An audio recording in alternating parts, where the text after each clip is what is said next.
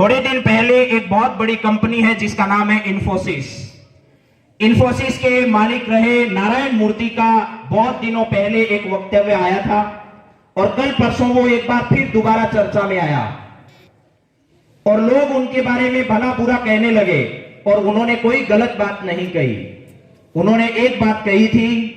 कि अगर इस देश का युवा एक सप्ताह में 70 घंटे काम करने लग जाए तो यह देश दुनिया का नंबर 1 आर्थिक और सब तरीके से नंबर 1 पहुंच जाए, इसे कोई रोक नहीं सकता।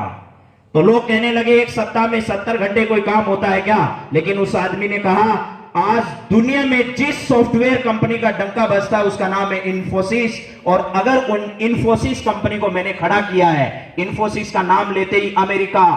ब्रिटेन, इस इतने बड़े बड़े देशों के लोग भी इंडिया की तरफ अगर देखते हैं तो मैंने एक सप्ताह में 70 घंटे काम करके देखा है और लोगों के लिए मैंने काम किया है, तब मैंने ये बात बोली है। तो मैं भी आप सब लोगों से यही कहना चाहता हूं कि आपके सामने बैठे हुए श्रीमान पोखरराम जी, इन्होंने सुबह 6 बजे से लेकर के शाम 6 बजे तक यानी 12 घंटे जब काम किया है, तब जाकर इस प्रकार का विद्यालय और इस प्रकार की सुविधाएं आपको हासिल होती है और हम सब लोगों को इस प्रकार के बच्चे पढ़ाने का अवसर मिलता है। तो इसलिए दोनों हाथ उठाकर एक बार जोरदार इनके लिए दोबारा आप लोग ताली बजाएंगे। अब मैं आज के इस कार्यक्रम को शुरू करने के लिए इनसे प्रार्थना करूंगा कि वो मां सरस्वती के सामने दीप प्रज्वलित कर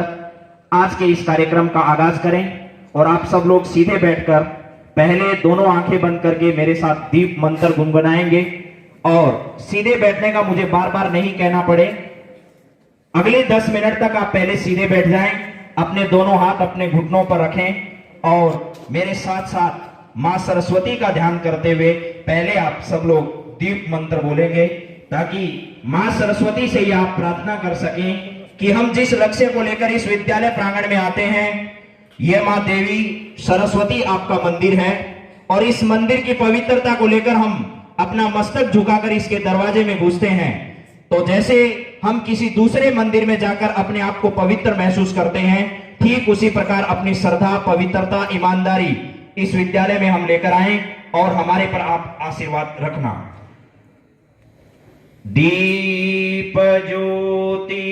परम ज्योति, दीप ज्योति जनार्दन, दीपो हरतु मे पापम, दीप ज्योति नमोस्तुते, शुभं करोतु कल्याणं, आरोग्यं सुख संपदा, शत्रुबुद्धि विनाशाय, दीपदाय नमोस्तुते, दीप ज्योति परम ज्योति, दीप ज्योति जनार्दन, दीपो हरतु मे पापम, दीप ज्योति नमोस्तुते। अब आप दोनों हाथ जोड़कर मां सरस्वती की प्रार्थना करेंगे। या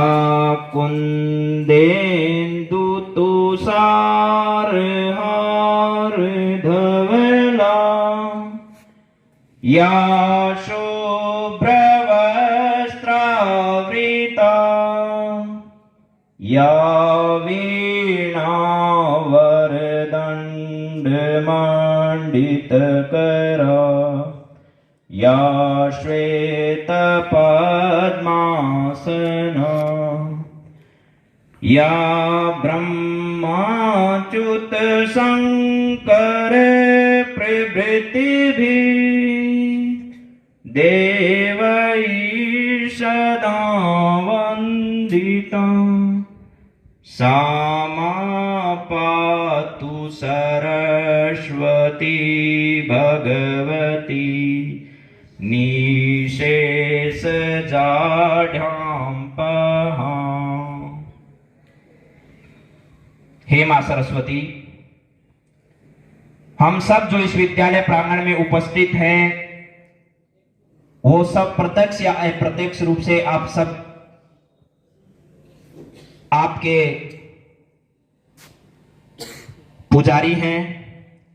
आपके कदमों में अपने शीश इसलिए झुकाते हैं कि आपकी कृपा हम पर हमेशा बनी रहे। हम सब भले ही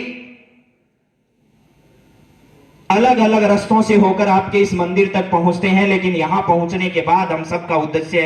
एक ही है।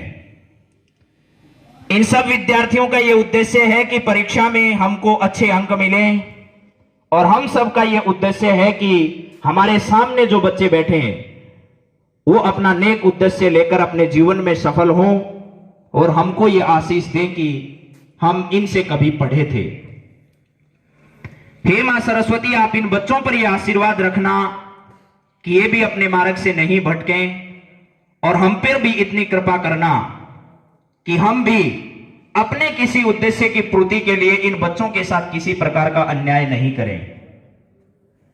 अब आप सब बच्चे मां सरस्वती से यही प्रार्थना करते हुए कि इस बार होने वाली हमारी जो भी एग्जाम है उन तक तो हमें पहुंचाना ही, और अस्तो मां सद्गम्य तमसो मां ज्योतिर्गम्य का जो संदेश हमेशा आप मां देती है उसकी कृपा हम पर बनाए रखना। और अब आप सब लोग अपनी आंखें जो है वो धीरे धीरे खोलेंगे।